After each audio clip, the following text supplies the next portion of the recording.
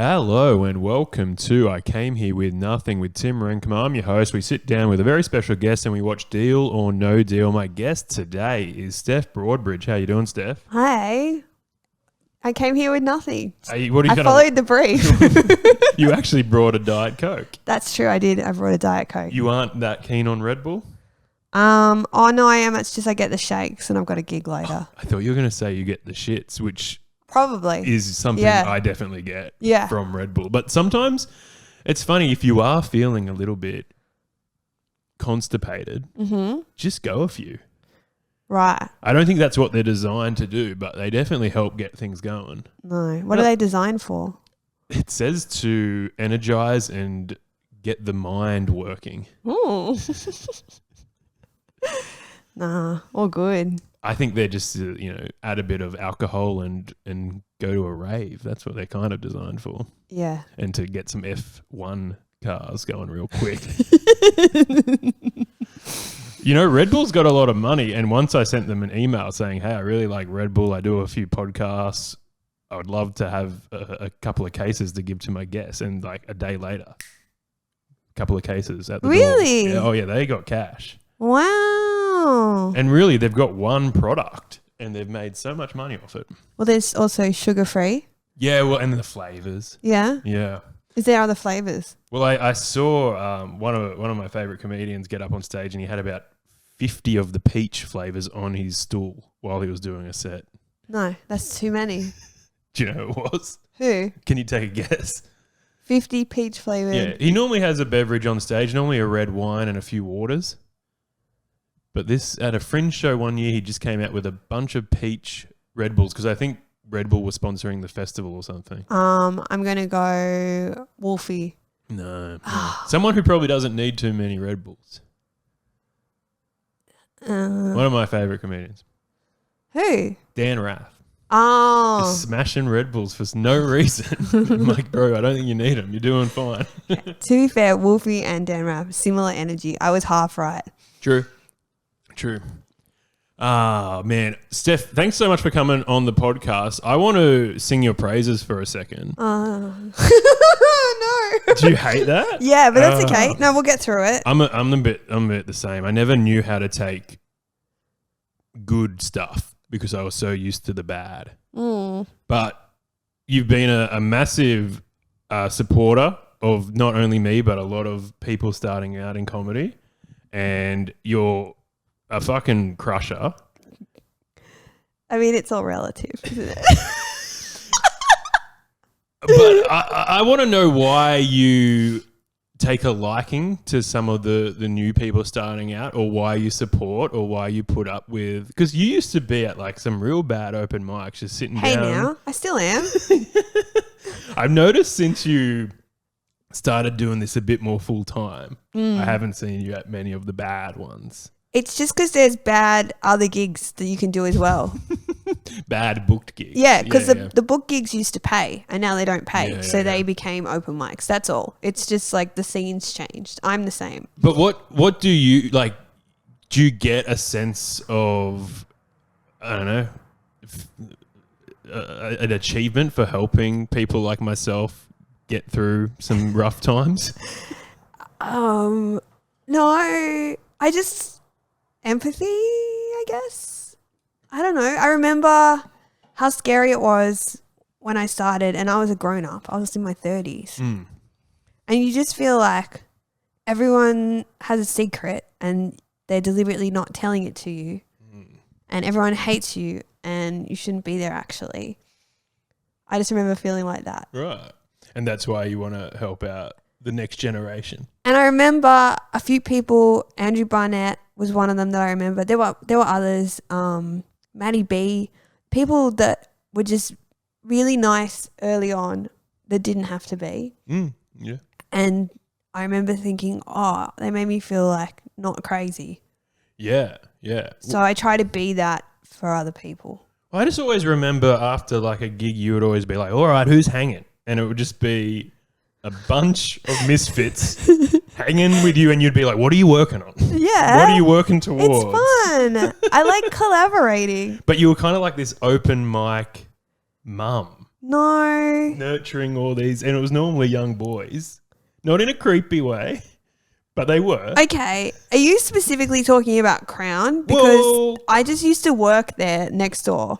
Also, Canteen. I remember hanging at Canteen a lot with you. Yeah. And you would always be like, all right, even at Sweeney's recently, you were like, what jokes are you working on? Give us a premise and we'll work out a punchline. Well, yeah, because, okay, sometimes the gig is not a great read.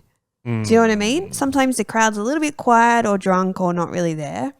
So the next best thing is to talk through the joke to a comedian. So it's like, let's get something out of tonight. What did you come here to try and work on? Yeah. Yeah. I think you hit it on the head as well when you said there was these figures in your life that were very nice to you that didn't need to be. Yeah. And you were definitely that to me because you were like killing it and then you were still hanging out with the plebs. There's nice. There's no hierarchy. It doesn't exist. Well, I learned that pretty quickly when I was sort of starstruck by a few people and they're like, cut that out. Yeah, stop being silly. It's not a thing.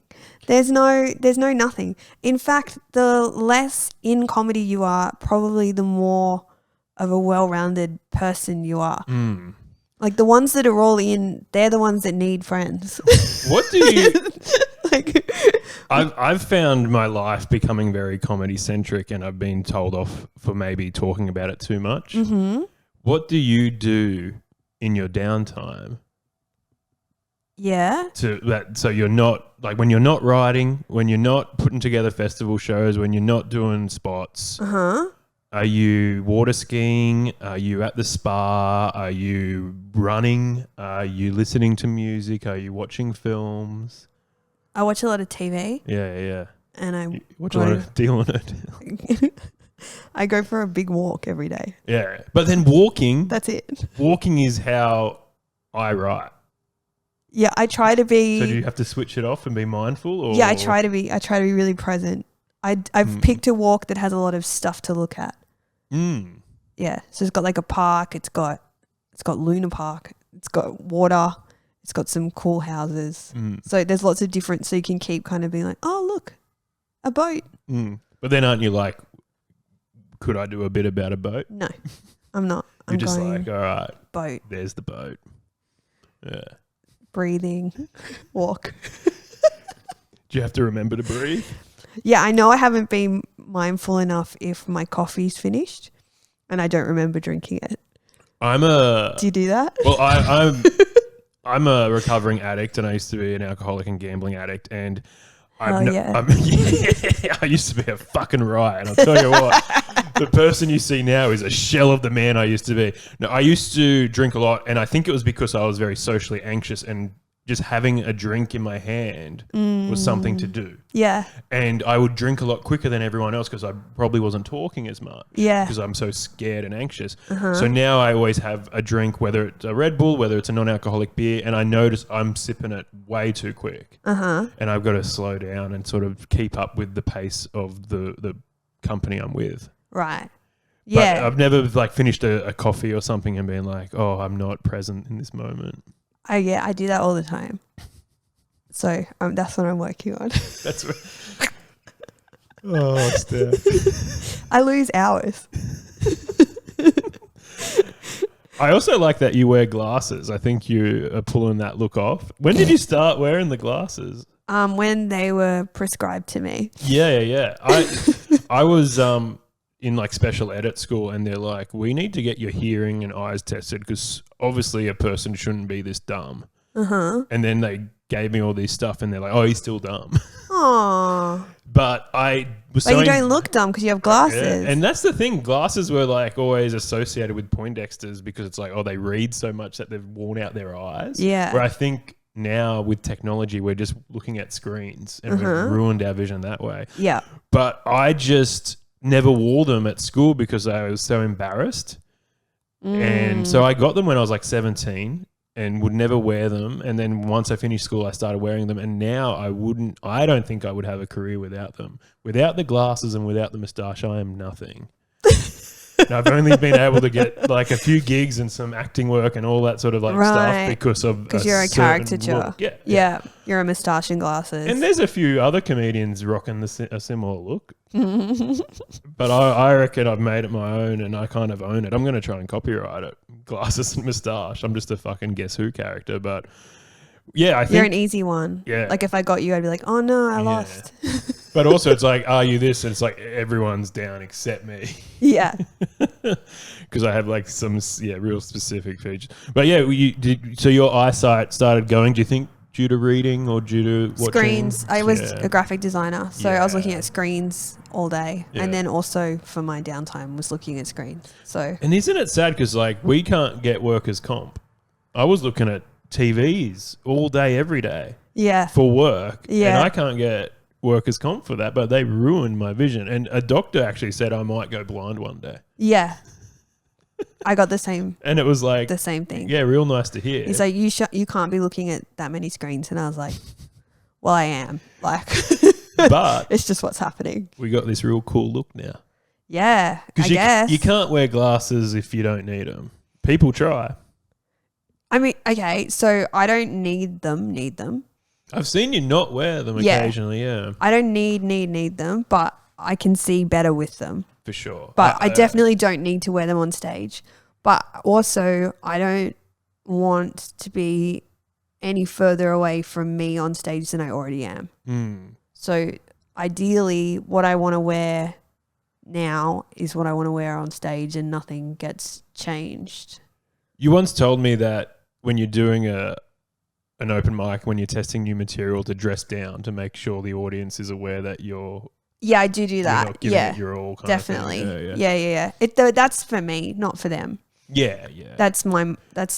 I saw Reese Nicholson try new jokes in overalls, and he said that he always wears, I don't know if that's true, but this is what he told me like 8 years ago. He said he wears overalls whenever he's trying new jokes, so the audience know this is not polished. But then Reese Nicholson famously wears a meticulous suit, blazer, makeup, hair, contouring. Yeah. So I really thought that was clever. And it makes sense when you're at that level because people they'll be like, oh my God, Reese Nicholson is here. So then they see the overalls and they go, something's different. This must be a low key. Yeah. I'm like, I love that. That's so clever. Yeah. So I guess that's stuck. I don't know. Yeah. I probably don't need to. I could probably wear whatever the fuck I want to and make any difference. I think it's important. I watched the Steve Martin masterclass during COVID. Oh, and he said it's really important about what you wear and what you sort of want to tell the audience. And he sort of said the only person who can get away with not dressing up is Louis C.K. Norm Macdonald. Norm wore a suit in like his second last special. Yeah, but if he hadn't, it wouldn't have mattered. And he was such a big fan of Letterman. And Letterman would always say to his guests, would it kill you to wear a tie? Yeah. And I think Norm went on a few times with just the blazer and no tie. Yeah, great. And that would have killed him. His hero having a go at him or roasting him in that way. Yeah. Do you clean your glasses? Yeah. There is a brand of alcoholic glass wipe that I get from the chemist, and it's got a person on the box and they look like you. But I'm just wondering, is it just a lady with glasses? Do you know, I feel like this is going to happen to me a lot this week. I had 2 people message me individually to tell me I look like someone. And I looked them up and I was like, oh, that's not a compliment. That's not even almost a compliment. And yeah, that was the thing we had in common. We both wore glasses. Yeah. That's the thing with lookalikes. It's never like, oh, you look like Renee Zellweger. It's always like, you look like Susan Boyle. It's not going to ever be nice. I got told when I was younger, I got told I looked like Katherine Heigl, but only in Knocked Up. She was tidy in Knocked Up. She was pregnant in Knocked Up. Oh, I see. But for the first part, she's not. And she was very young and very attractive. And we didn't know she was such a bitch back then. I don't think she is a bitch. I think that's... just the industry bringing someone down. Just a woman being assertive, you know? Yeah, if that was a man. That's what I believe, based on nothing. Joaquin Phoenix gets away with it. Why can't she? Exactly. Because she's not as talented. Well, maybe. I mean, I watched a lot of Grey's Anatomy during COVID. Pretty good. Yeah? Yeah, pretty good. The best thing is there was like obviously a budget where it's like we can have one big stunt a season. Yeah. So they just like towards the end of the season, they're like, all right, we're putting a bomb in someone's chest, or we're going to have anthrax come to the hospital, or we're going to have a massive car chase scene that ends up in a huge, horrific crash. Yes. And it's similar with Australian television, like Home and Away and Neighbours. They only have a small budget, so they're going to be like, all right, once a year, we're driving a bus off a cliff. Oh, mate. Yeah. I don't know. There's good TV out there. You don't have to be you don't have to be slumming it. You know, there's so much good, there's good stuff now. You can watch good stuff. Are you ever overwhelmed by the amount of television and film we have access to now? No. I'll just consuming consume it? all of it. I'm so excited. I'm a bit picky. I'm like, if I'm going to sit down and watch something, I want to be either really entertained or I want to be learning something. Yeah, that's true. And I rate that. But then I'll sit down on TikTok for an hour, waste an hour of my life and not get any of those boxes ticked. Yeah. Well, you know, that's where we are now, isn't it? Are you on the TikTok? I'm not. I was. Oh, yeah. I'm not. I believe it is content pollution that is destroying everyone's brains. I also believe what we're doing right now is also content pollution. I'm just doing this because 2GB won't give me a shift. Yeah, and I think self-promotion is important, but I also think that we are creating toxic waste that will destroy lives. I like the idea that nothing matters, so like we can come on here, we can do whatever we want and no one will remember us anyways. It's kind of reassuring.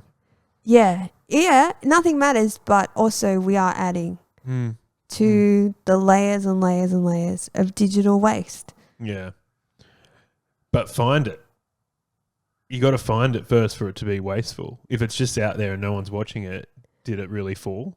Well, yeah, but like just because you can't find your garbage in a garbage dump doesn't mean it's not garbage. And it doesn't mean that it's not affecting the world that we live in. Yeah. We're still killing the environment. Have you ever watched Deal or No Deal? Yes. My sister and I used to watch it when back in the day. When Andrew O'Keefe was hosting it on Channel 7? When that man, yes. I don't think it was as big in other countries. Obviously, America with Howie, it was pretty big. Mm-hmm. And I'm a big fan of the show 30 Rock, and they reference it a bit in that show, but it kind of fizzled out a bit towards the end where it kept going here in Australia. And I'm just wondering, is it because of Australians' gambling culture? I think it was Andrew O'Keefe. He was great, but was he great because of what was happening? What do you mean? Well, was someone at the network feeding him what he needed to keep going? Oh, yeah. I mean, yeah, but like just because someone's good, is that what you mean? Because they're on drugs? Like, potentially, allegedly. Are you saying that if someone is talented while they're on drugs, they're not actually talented? Well, what about this? Are you a fan of Silverchair? I was, yeah. Daniel Johns says he can only work or be creative or prolific if he's unwell. Mm-hmm. And he doesn't want to be unwell. But that's the only way he can make a living. Yeah, that's not true. I mean, he could be a cleaner. Yeah. Yeah, he could. Also, he could just go and get a little bit of counselling and stop being an alcoholic. Yeah. I mean, when substance abuse comes into it, it changes it. It's a disease, but it does change. Like it can be somewhat self-inflicted. It might be a year of that transition from it being destructive to being healthy. And it might be a very difficult year. But imagine if you just sort of did something that was a little bit hard one time and like just see what happens. As in like deal with what's going on for you in that moment. Just that's just a general public service announcement. Yeah. What if we all just did something that was a little bit difficult? I hate when comedians, even though you don't want to, get up on stage and they're like, "This is like counselling for me." It's like, no, go see a counsellor. Yeah, as soon as someone says that, I'm like, I'm not listening. You have not paid me any money. Yeah. I'm not listening. I'm not a Medicare provider. I don't have to deal with this shit. That is 100% not my job. Yeah, I worry about sometimes talking about mental health stuff too much, but it is a big part of my life. But I always try and do it in a way where it's not too hacky. like so many open micers at the moment talking about just the same old stuff. I like to play open mic bingo, and it's, you know, small dicks, autism, and suicide. They're the three? That's the three I've been noticing. Mm-hmm. I don't know, maybe at better gigs there's different stuff happening. But I did the store a while ago, and there's some similar stuff going around even at that level. Yeah. I don't know what that is. I don't know if people... There just seems to be patterns. I think it's from people sort of creating in a bubble. Oh, yeah. So you're just inspired by what you're listening to, and all you're listening to is that. It really baffles me when people say they don't watch stand-up comedy outside of... It can be a good and bad thing. I mean, I used to be a scholar of stand-up, and I would go to shows and go, that joke stole one. I've heard that premise before. And so I needed to get away from that a little bit. But it was helpful because I would never really steal material. But why wouldn't you watch the greats? Oh, yeah. Do it. How far back do you go? Are you watching Lenny Bruce? Well, I'm watching... Oh, no, I'm watching what's coming out now. I just got back from Melbourne, Steph, and I went to a lot of record shops to try and buy Alan Sherman's This Is Nuts or something like that. You know, the Hello Mudder, Hello Fudder. Yeah. And I found all these Carl Reiner albums. Yeah. And I bought them all because they were so cheap. And then he died like a few days later. I'm like, oh, I wonder if these are worth anything. But yeah, I've got to go back. I bought a Lenny Bruce album. I'm going back pretty far, but who are the greats? Because everyone used to say Cosby. Yeah. Cosby was the guy. And a lot of people say he influenced a whole generation of comedians, but he also was a rapist, and he also had a go at a lot of black comedians for swearing. I don't think that's cool. I don't think anyone's been like, yeah, that was so cool how he raped all those people. No, that's my hot take. I'm the only one standing up going, hey, Cosby, I don't think you should be doing that. Yeah. Probably like he shouldn't. Just like, I don't know, like, yeah, you can give yourself a history lesson and that's really valuable, but that is kind of, then it does start to get into like scholar territory, right? Because, but for me, it's more just, it's evolving so rapidly. What are the guys that are cutting through, and by guys, I mean that term in a sort of non-gendered way. What are they doing? What are they talking about? What's exciting? Like, what's Michelle Wolf talking about right now? I need to be across that. What's on, and what's South Park talking about right now? Like, no, seriously. Well, South Park are taking a year off because they don't want to talk about Trump. Great. But whatever, do you know what I mean? Whatever it is.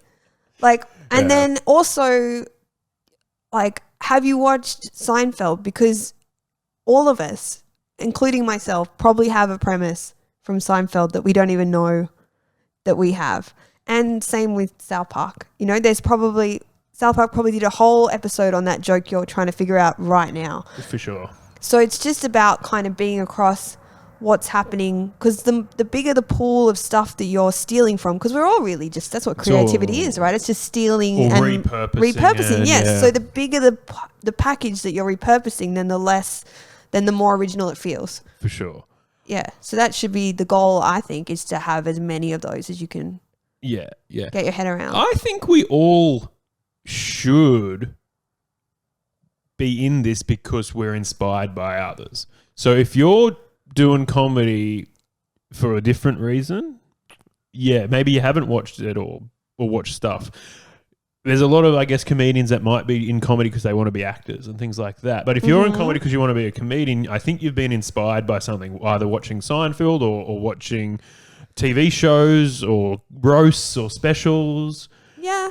And, I mean, there's a lot of younger people coming up now who are probably more influenced by TikTok comedians or something else. Yeah. Where we were influenced by sitcom comedians. Yeah. So it was Eddie Murphy when I was growing up. That was the big one. And I remember getting a tape. Billy Connolly. And like, I don't even know which is which. It was like the one in the red suit. Yeah. And the one in the... Exactly. And it was just like, this is killer stuff. We just have it on. We'd be playing video games and have it on in the background. My go-to was Dimitri Martin, These Are Jokes. Yeah. I've got the album in my car still.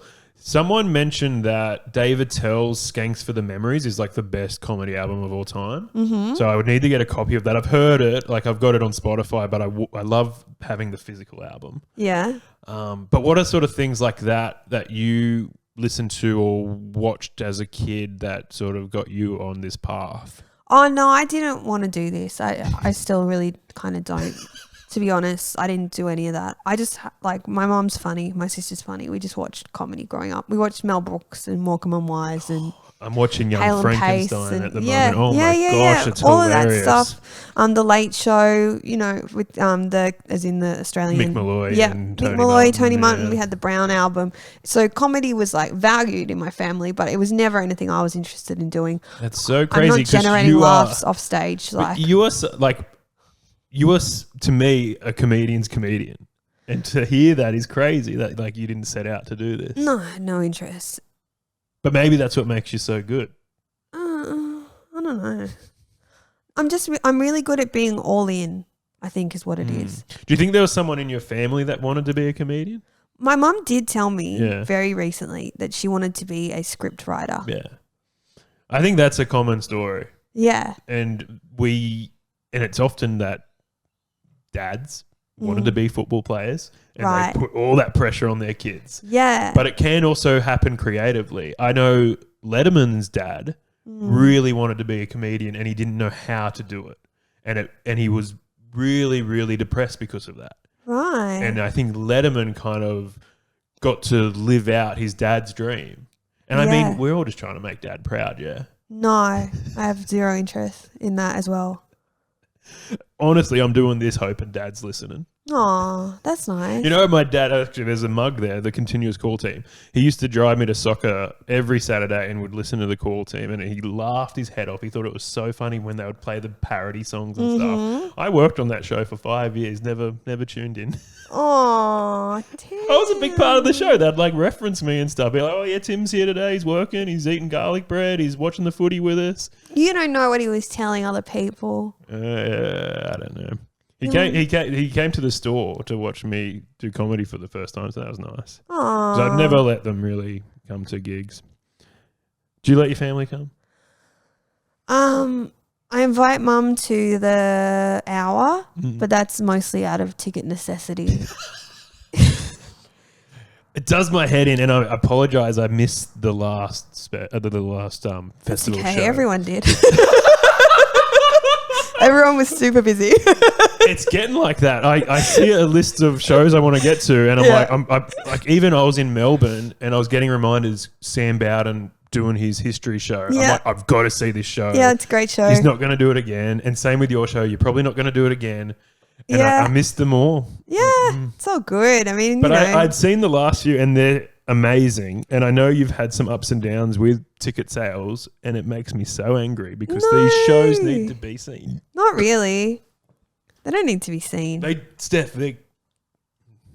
fine. Like, they're fine. You know, but there's heaps of stuff that's fine. The last one about you going on the Red Faces show or something similar to Red Faces was the Have a Go insanely show. good. Because I get to see you do your club act. Yeah. And then to see you piece together these festival shows with little sprinkles of these jokes that you've been testing, but then with this arc that is just so beautiful. Oh, thank you. And I assume the dog show would have been Similar.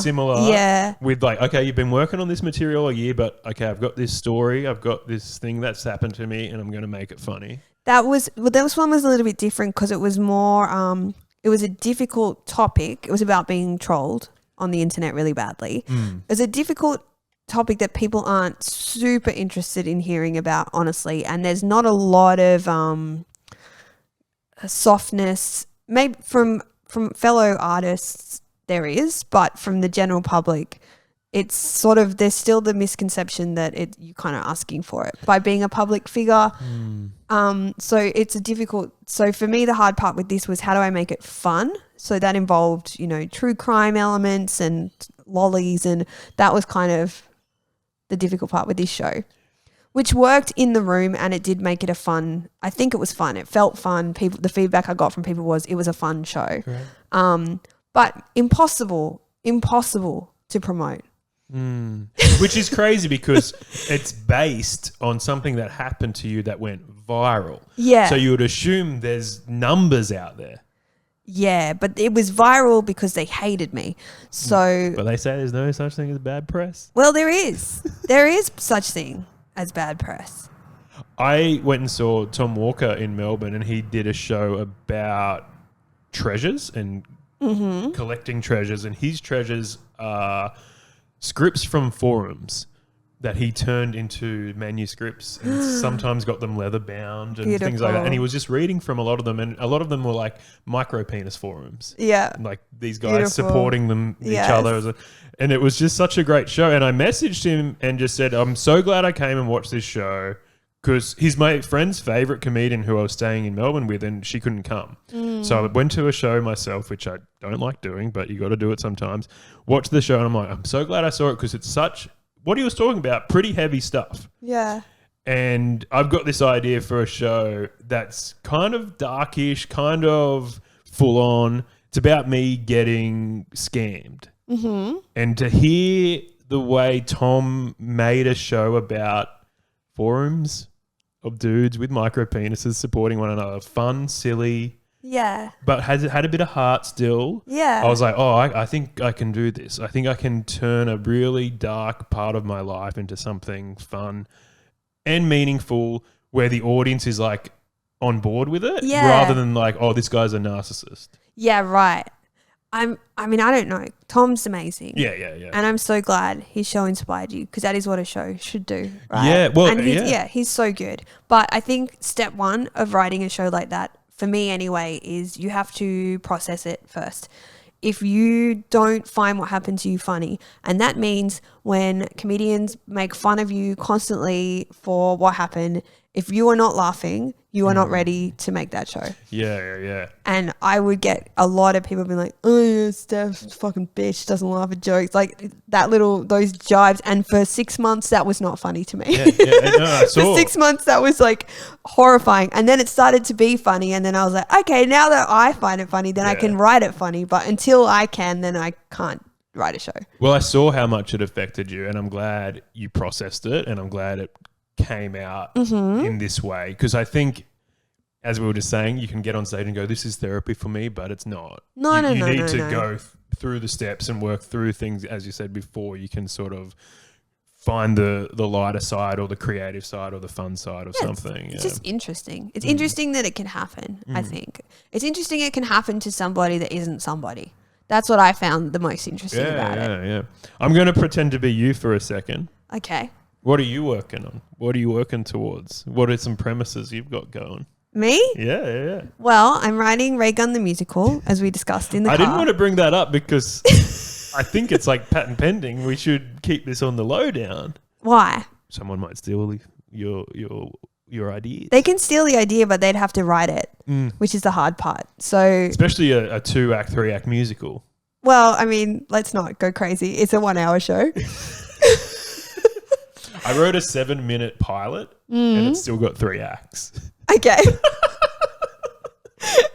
Yep. That's pressure. No, it's Ray Gun the Musical. It's based entirely on lies I've read on the internet. I will not be doing any actual research for this musical. You can't get done for defamation if it's satirical. Exactly. Yeah. Yes. So I mean, what's her name? Michelle Corby? Chappelle Corby. Yep. We're just saying how famous she was. Yeah. And I can't even remember her name. I mean, there is stuff that happened that's on the record. Yeah. But then you can just go, oh, yeah, I'm going to write a song about her hanging in Bali with Todd Carney and just make the whole thing up. Yeah. Pretty much. And there you can't do anything. But I do want to... Okay, so my main goal while I am writing it is I'm imagining her in the audience watching it. Oh, yeah. That's really important.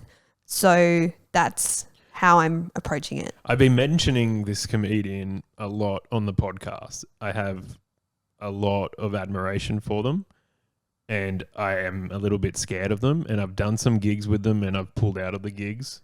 I don't want them to see my act because I know they're not going to really like it, and because I just want to be friends with them. I don't want to be comedy buddies with them. But it's Sam Campbell. Yeah. And we went to a Sam Campbell gig a while ago, and there was a person in a wheelchair there. And my partner, who's also a big Campbell fan, was like, imagine if he did some wheelchair gear. I'm like, Campbell wouldn't really do that. His closer was about Dylan Alcott, and it fucking destroyed. Of course it did. But I love that he could go up with the confidence to do a fucking meaty Dylan Alcott bit in front of someone with a wheelchair with no remorse. But that should be... Because the bit's just so good, it doesn't matter. It's not offensive. Yeah, but that should always be the thing. Like, I'll take some shots at people, but I have to be willing to do it if they're there. In fact, it should be better if they're there. Well, I've started doing a joke about Robert Irwin, about how he's a talentless hack. Okay. And I don't know how that would go down with him in the audience.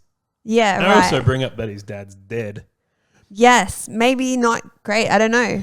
I have a Sonia Kruger bit that I would love. I would love her to hear. Do you know what I mean? I'd be so stoked if she heard it. I don't think she'd get it. I think she'd love it.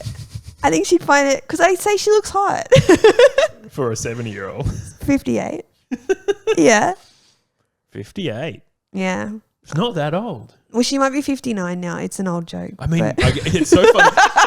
58 to 59, worlds apart to me. Because it's like you're almost 60. Yeah. 58 to me is closer to 50. Mathematically not. Okay. But in my head. Yeah. Yeah. But anyway, I have to do it. I would happily do it in front of her. I'll be stoked too. Yeah. I only did the Robert Irwin joke for the first time last night, and it did okay. But I don't know if he would appreciate it. And I don't know if Dylan Alcott would appreciate the Sam Campbell bit. I don't think Dylan Alcott... There's a lot of comedians doing Dylan Alcott gear at the moment. Is there? Yeah. Yeah, right. I got a bit about him, and I stopped doing it because it was a bit full on. But I think he has become... Because he's become so famous, I think we're so jealous of the success he's had. So we're all trying to bring him down. Well, his status has changed. Yeah. What do you mean? Well, it's like the Dave Chappelle thing, right? It's like his status has changed because he was a disenfranchised black man and he's so successful now that he's not that anymore. Yeah. And Dylan Alcott also hates trans people. Yeah, obviously. That's the first thing you learn about Dylan Alcott. I'm pretty sure he has some sort of organization that's meant to promote diversity. And he gets people with disabilities and maybe who are on the gender spectrum or on the queer community and things like that, get some acting work and commercial work. Yeah. Yes, I'm sure he's a really great guy. I don't have any jokes about him. It's probably good. Because you would have to do it in front of him if you did. I'm not jealous of his career. Really? Yeah. I do like having legs. Yeah? Yeah, it's pretty good. I'm not really using mine for anything, to be honest. What about your walks? I mean, You could do a roll. I just get some. You could still look at that boat while be fine. rolling around. Yeah. There's a hill. It's fine. Are you ready to watch some Deal or No Deal? Yeah, let's do it. I'm real worried about this setup. I don't have the cable to hook it up to the TV, so we're watching it on a laptop, and the glare's killing me. Okay. So I'm going to try my best to call this thing. Yeah, we'll see how it goes. Let's watch a bit of this. You can see that, all right? I can see fine, yeah. Alrighty. So this is episode... Oh, no, that's not right. 100... don't even worry about it. Okay. Off to a great start. Also, after... Oh, it's the Grant Denyer years? Oh, yes. Excellent. This is a very recent episode. Okay. So after last week's episode with Ian Moo, he suggested we try doing it with captions. Yep. I don't like the captions. They're going to be distracting. Also, the studio that they filmed this show in must be near a Lowe's because all the blokes on this show are just wearing Hawaiian shirts. Are they? I think, when you say the blokes, do you mean the audience or? Yeah. I think they try and wear colourful clothes so they get spotted and get picked to play. Oh. You're wearing quite a bright top today. So this is... Brenda Rose. She's quite an old lady. I haven't seen an old contestant on this show for a while. Yeah. So this is going to be exciting. They actually wheel out a chair for her to have a sit. Do they? Which is quite nice. Yeah, why not? She picks case 19 because it's her husband's birthday. She lives in a nursing home and she's kind of the event coordinator. and she says it's hard work. She's putting on tea parties for all the new residents every week. She's putting on tea for 25 people a week. Mm-hmm. She says it's very, very stressful. Normally I watch a bit of the episode to see what she's playing for, but she doesn't really mention anything. No. I think she's just trying to stay at the nursing home. I was going to say, like, what's she buying? She'll go to new boobs. Yeah. She's just going to get big old bolt-ons. Yeah. Grant does ask her about her dating life, and she says she hasn't really seen anyone that's up to her standards at the nursing home. Great. So maybe she could get some work done for maybe some of the residents, so they're looking. Can I guess that he's being that obnoxiously flirty way that younger men are with older women, and where they think it's charming and it's all fucked? Is he doing that? What if it's for real? It's never for real. What if he's just really into older women? What if she doubles down? That is my dream. I'm waiting to be old enough for young men to, to be honest, I am, but I'm waiting for it to be funnier so that they can talk me up, and then I can be like, all right, let's do it. Let's go. But it happens. No. Some guys this isn't are into happening. that. Brenda and Grant are not getting it on. It's not happening. So we're up to, this is just the first round, 6 cases that open. Something weird has been happening on all my episodes I'm picking, and I'm picking these at random. Mm-hmm. A big case is picked first. Wow. And I'm pretty sure it's about to go down right now. No. Totally fucking up your first bank offer. So should I be guessing what she wins at the beginning? Is that a fun thing we could do, or is that not part of it? I mean, it doesn't really matter. Okay. So there's no stakes in this at all. No. Okay, we're So just watching the first show. case opened $50,000. Pretty bad way to start. It's not great, is it? But, you can redeem Very yourself. funny. They're all laughing a lot there. That's so funny. Yeah, this lady's not going to be able to eat for a month. Yeah, because they have the money, don't they? Yeah. The money's there. She's obviously needs it. And they're just like, you can't have it. Ha ha ha ha ha. What a fun show. But, that's what Social Security's for. Sure. $75,000. What an awful start. So the $50,000 is gone, $75,000 Grant's gone. devastated. I mean, Grant's probably laughing because I reckon the less money they give away to contestants, the more he gets. I don't think that's true. There's a deal. I think he's on a flat rate. I think that's outrageous. It's a fun little rumor, though. I wish we knew what she was playing for. Should we just guess? Should we just make up or assume what she's playing for? Yeah. Okay, let's go. Maybe alloy wheels for her wheelchair? Does she have a wheelchair?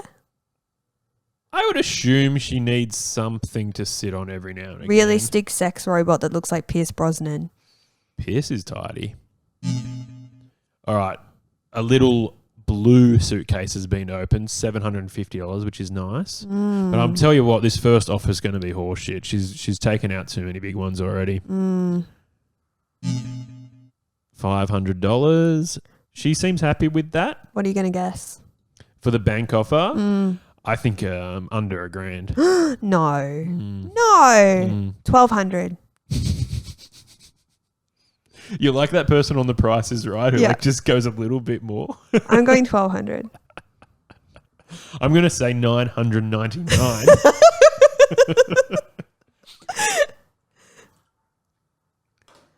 Also, I don't know if she's brought anyone along with her. All her friends are dead. Oh. Or they're watching at home. That's true. I reckon this show's definitely on in the nursing home. It's too late at 6 p.m. I think it's the only place it is on. That's like after dinner viewing. Oh. $20,000. Brenda. So do you still think a $1,200? Sure. I don't think they're going to go under 1,000 for the first offer. She's an old lady.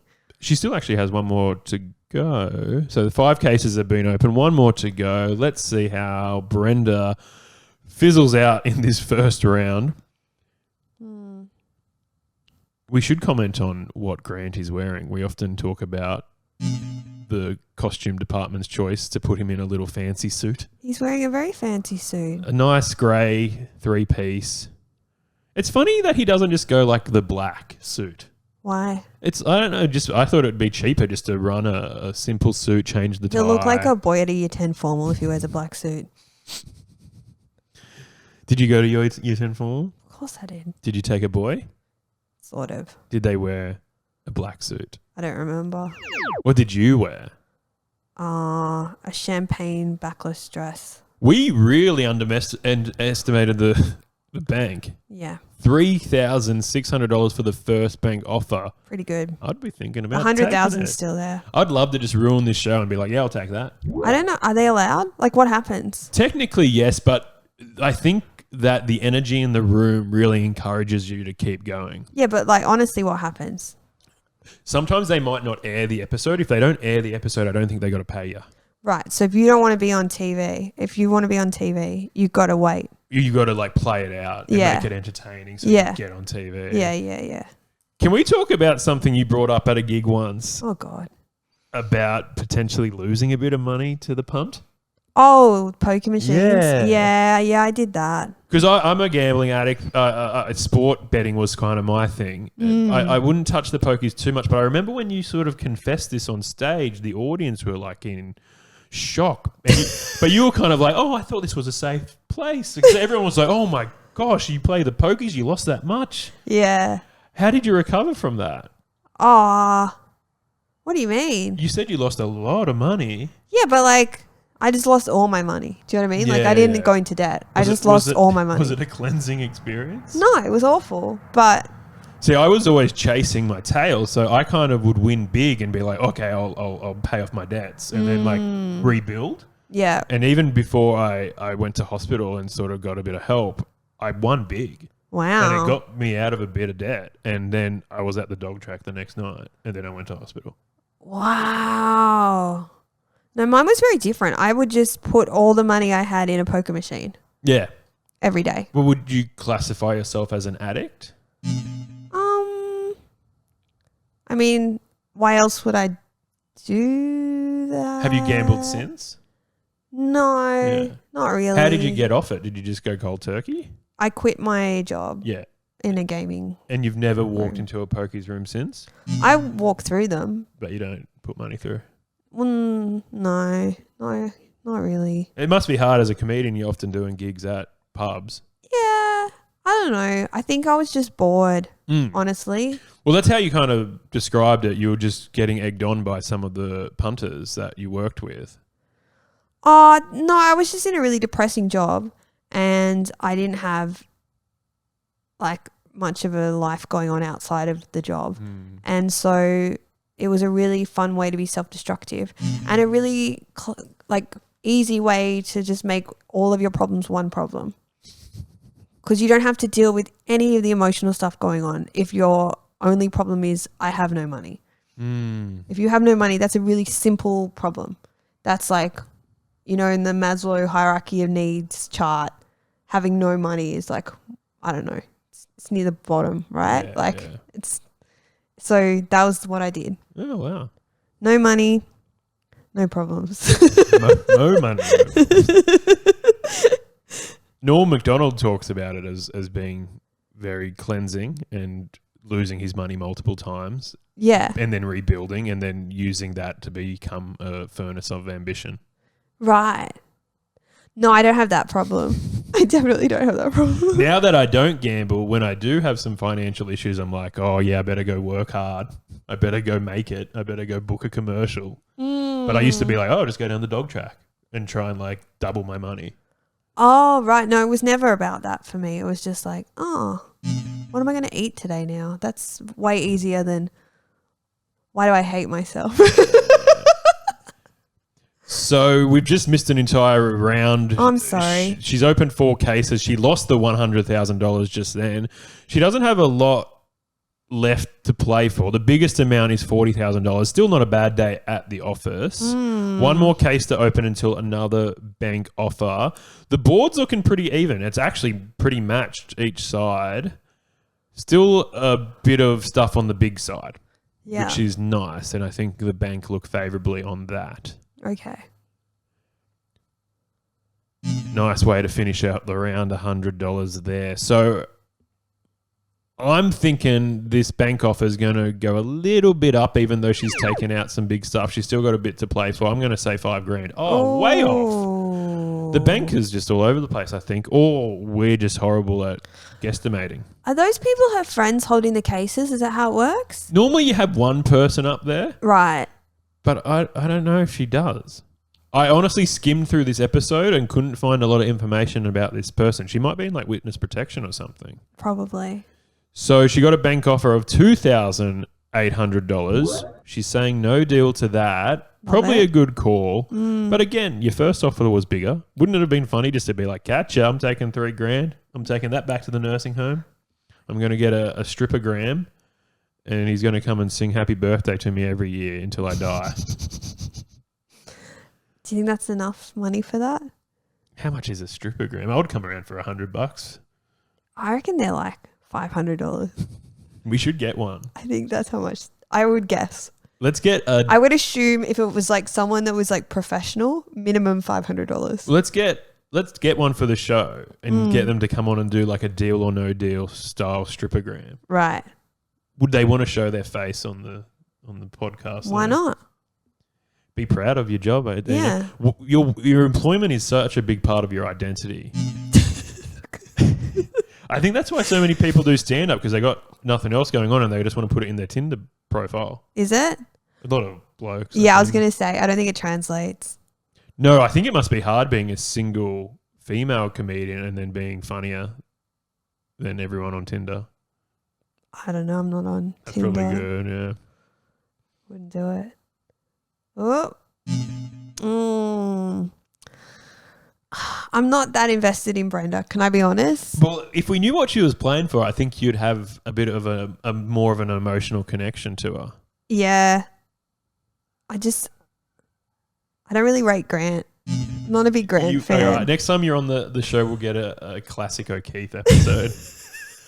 Just when he's fully early work. fully manic, just bloodshot eyes, just tap dancing on stage. Look, bad guy, but he's very charismatic on stage. He was one of the best broadcasters of all time. On the screen, funny, he was quick. That's not bad. 4,000. Yeah, third bank offer, a grand more than her first. If she loses to 40,000, yeah, she's in trouble. she's in huge trouble. But she can still. There's still 3 cases there that's bigger than her offer. So you can play to the end and just see, hey, can I get 10 grand? Can I get... There's 4. Is there 3? Oh, the 40 as well. Yeah. If she loses the 40. Right. Okay. Why are they invested? Do you know what I mean? They're not doing anything. I would be spewing if I was in the audience watching this show. I'd be so bored. Even when I'm listening to the radio and they're like doing a competition, I'm like, I'm not involved. No. Why am I listening to this? You didn't pick me. Yeah. This sucks. Or when they're like giving money to like someone with cancer, I'm like, this doesn't help me. No. I don't want to listen to this. Put Dua Lipa back on. How long do you reckon it takes to record one of these episodes? I reckon they're doing these as live, so I reckon 22 minutes. No. There's no... I think they film a little bit extra and they cut around some stuff. I reckon it's an hour per episode. They pump these out. I reckon they do 5 a day. And that same crowd has sat through 5 of these. I went to a filming of Agro's Cartoon Connections when I was very young, and we did a week's worth in a day. But they were just links, you know. They were like introducing the Flintstones. Right. So it didn't take as long, but it was a big day. I've been to a few tapings. I used to work at The Voice as like a front of house, like an ushery type person. That's a big shoot, isn't it? That's a huge day. Yeah. She is playing all right. As long as she keeps that 40 in play, the next offer should be nice. Uh-oh. Have I done the commentator's curse? I have. Uh-oh. Bum, bum. Brenda, Devo. You're never going to get that stripper now. 19. Maybe Grant will do a Not so little lucky. dance for her. So wait, her husband's dead. Let's assume.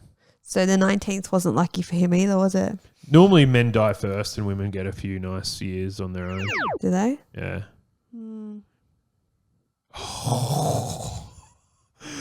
Oh my goodness. I've never seen the bank be so cruel. Bank offer of $800. Take it.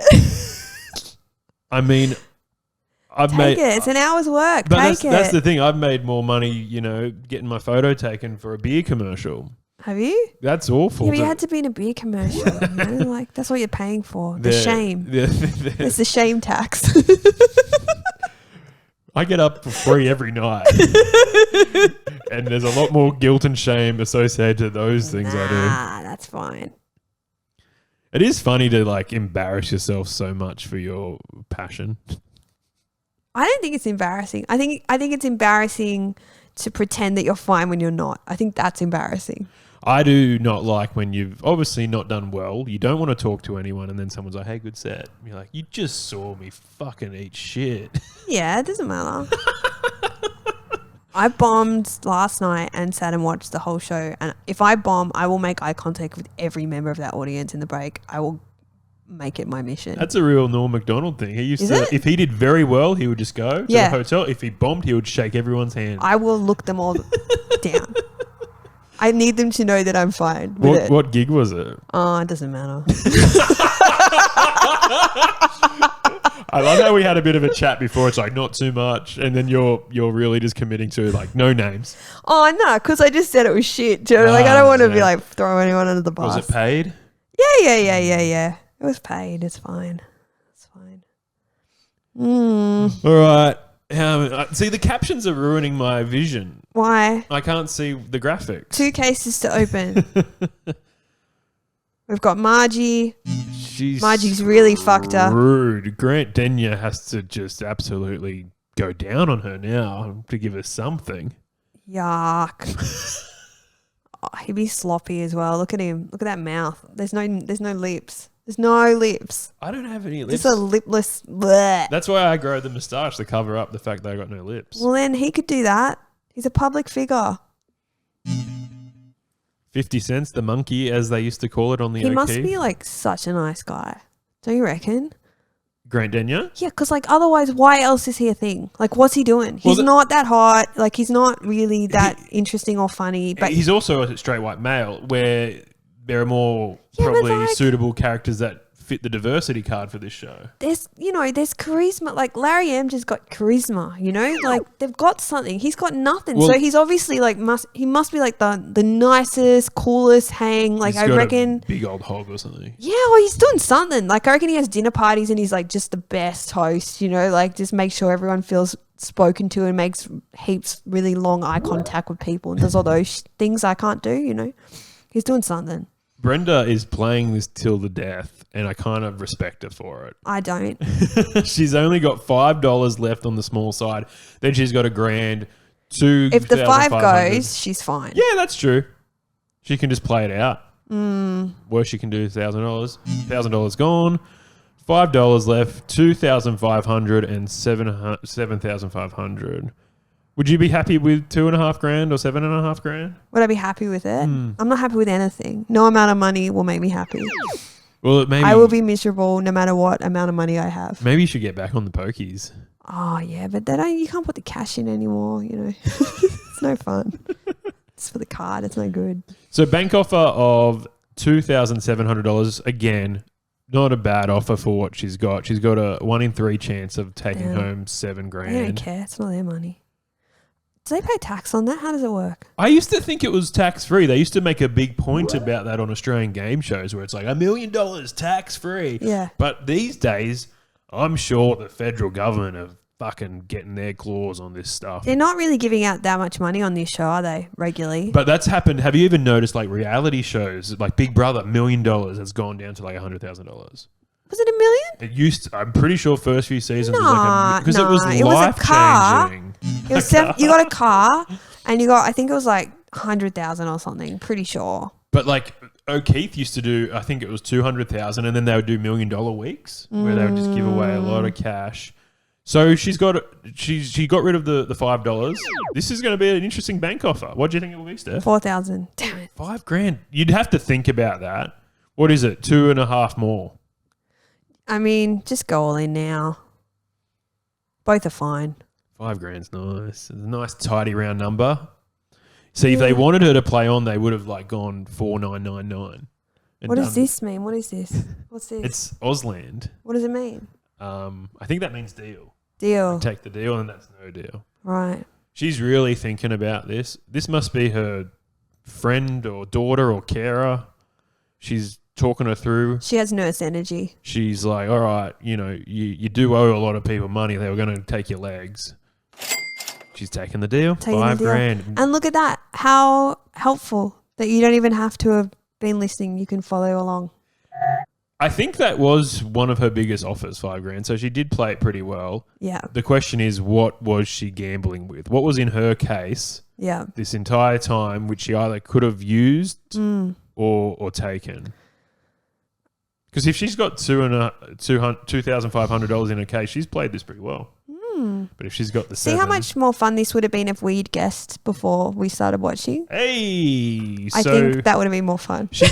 She turned $2,500 into $5,000. Pretty good. Pretty good day at the Dealer-drome. I'm happy with that. I think well done, Brenda. Proud of you. Yeah, she'll put that money to good use. Or she'll just whack it straight through the pokies at her next little outing. Yeah, she nailed it. All right, what a deal. We like to end the show with jokes off blue cards because sometimes watching Deal can be a little boring. And to be honest, I don't think Brenda really brought it. There was no emotional backstory about, I'm saving up for cancer treatment, my daughter needs boob job, or my husband's this, or we need a new car, or we need a holiday, or we're going back to the mainland because we haven't visited family for years. Yeah. She just came on and goes, I need some cash. So that's why I don't think we were heaps invested. Okay. So what we like to do to bring the energy back to You don't the think it was like the issues, the format of the podcast? The format's it's definitely good. Brenda. It's Brenda's fault. We've been tooling this format for years. Okay. You don't like the chit-chat and then we I'm watch. I'm asking you a question. I'm not making any assessments. Yeah, we need to fix the format. All right, great. Love it. So yeah, we just do the jokes to sort of what does we do the joke? What does that mean? I keep saying we because I used to do this podcast with someone else and then they abandoned me. But it's just me now. Oh, so you just tell jokes at me. Yeah, do you have anything you want to pitch? That's okay. All right. All right, here we go. So these are just silly jokes. Right. Don't think about them too much. Okay, how am I supposed to react? Actually, do you want to try not to laugh? Oh. But you'll put me to shame. I don't want to do that. I can do that. No, just give me honest feedback. That would be nicer. Okay. We don't need to mad this. All right. Seinfeld seems like the type of guy who would hate Seinfeld. Why? Because he hates everything. Does he? Oh, yeah. I love it. You're just like, why? He seems pretty happy. He's all woke now and... No, he's not. Yeah. What do you mean? He's like, you can't say this anymore and boys should be boys and girls should be girls. How is that woke? That's the opposite of woke. No. That's woke. What? I don't want to get into gender politics, but he's woke. Okay. No, sorry, he's anti-woke. Yeah. Oh, sorry, yeah. I did this the other day where I said to Chloe that I'm asexual and I meant pansexual and it really ruined everything. That's like the opposite. Yeah. All right. I'll leave that one to the end because it's a bit risque. You ever think you're a sex addict, but then you just realize your psychologist looks like your mum? Okay. More of just a premise than a joke. No, I think that's I don't know where you would take that premise anywhere else. I've just been You've kind of closed it off with it's actually your mum. I've just you want to fuck your mum. That's the joke. Yeah, right? I've been thinking about Freud too much lately. Right. All right. I'm not gay, but I love sucking dick and having anal sex with men. Okay. Who writes these? I'm glad they're bringing back the word retard. Not because I'm anti-woke, but because I'm a big fan of the OG Black Eyed Peas. Yeah, I've heard that before. Oh, really? Sorry. I even wrote an extra joke because I'm like, Steph's going to be tough. What am I supposed to do? Yeah, not laugh. Or give feedback or go, nah, or yes, or yeah. There's okay. There. So Black Eyed Peas is a hack premise or been done? It's just I've heard that before. Doesn't mean you can't do it. I mean, I'm not doing these. These are just for the potty. Okay. Yeah. So they're not even good enough for your set, but you're like, Steph will laugh at this. Like, I'm not even worth giving actual good jokes to. You want me to do the Steve Irwin? You're giving me the B grade shit. These are meant to be like, it's like a writing exercise. Okay. It's like, let's write bad one-liners. Yeah, but you didn't include me in it. you're just telling jokes at me. Yeah. And you weren't concerned at all this might be triggering for me given my previous experience. I didn't want to bring that up. I did, like Chloe and I spoke about it because she was kind of involved in some stuff, I guess. Yep, she was. But I didn't want to talk about it with you. And we've never really spoken about it. No. Because nothing needed to be said. I don't know. Like, it's not that interesting. You did a show about it. I did a show about it. I got it off my chest. Can I watch that show somehow? No. Okay. I mean, can no. you do it for me right now? I'm doing it in Canberra on Tuesday. I'll come. Sure. Wednesday, probably, yeah better. Okay, great. And then I'm doing it in Kiama on the 20th of November. Kiama's closer than Canberra. There you go. Let's do Kiama. So it's happening. Do you want me to drive you to Kiama? Sure. Are you staying overnight or are you coming back? I have no idea. That's the November problem. Have you got your license? No. Okay. You are very similar to Norm. Really? You're a comedian that lost a lot of money gambling and doesn't drive. Yeah. End of list. So all of the things that have nothing to do with him being funny or a genius. A comedian. You both are good comedians. You both leave the mic in the mic stand. Yeah? That's similar. Sure. I started doing that. I used to take the mic out thinking I was a big dog. Right. And then I, heard stories about you shouldn't do that. What do you mean? Well, like if I just wanted to be like, all right, I don't want to worry too much about the chord and all that sort of stuff. So I started leaving it in the stand. Yeah. Got way better at comedy. Really? Yeah. Mm. It's good. But I used to make the joke because I would MC like some shitty open mic and the mic would fall out of the stand and people were doing all the like crazy stuff that they do at open mics. Mm-hmm. And I got up and go, hey boys, just let you know, like you guys are like a year and you probably shouldn't be taking the mic out of the stand. But then I don't take it out of the stand because I think it just allows you to focus on what you're meant to be doing rather than walking around the stage like Chris Rock. Well, it's a barrier, isn't it? It's another block. You're using it as a barrier. To me, a mic stand says, I want you to come to me. Mm. And removing the mic stand says, I'm coming to you. Mm. And they're both stylistic choices. Okay. And I think whatever suits you better is what you should do. It's definitely helped with my onstage persona. You're quite deadpan. Yeah. So it makes sense. But also, I'm turning a little bit, I don't know, there's like this silly autistic thing that's happening with my act, and I think it's because I'm leaving the mic in the stand. Okay. You think you caught autism from mic standing? Yeah. Yeah. They said it was the vaccine. I think it's mic stands. All right. We got to get out of here.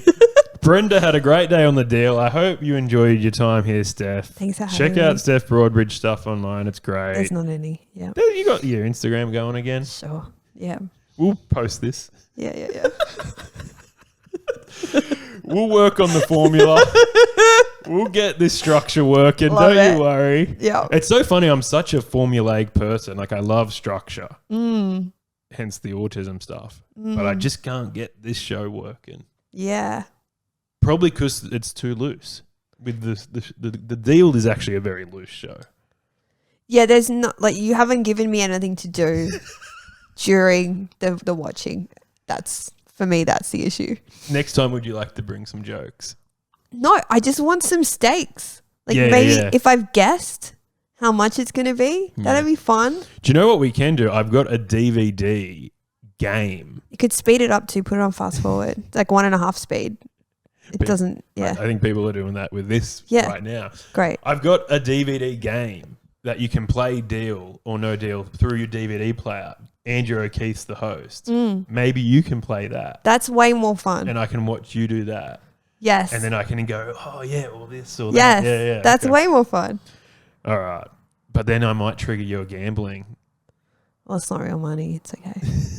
But then you might leave here and go to the pokies. Well, you have other guests, so you can do it with them. Yeah.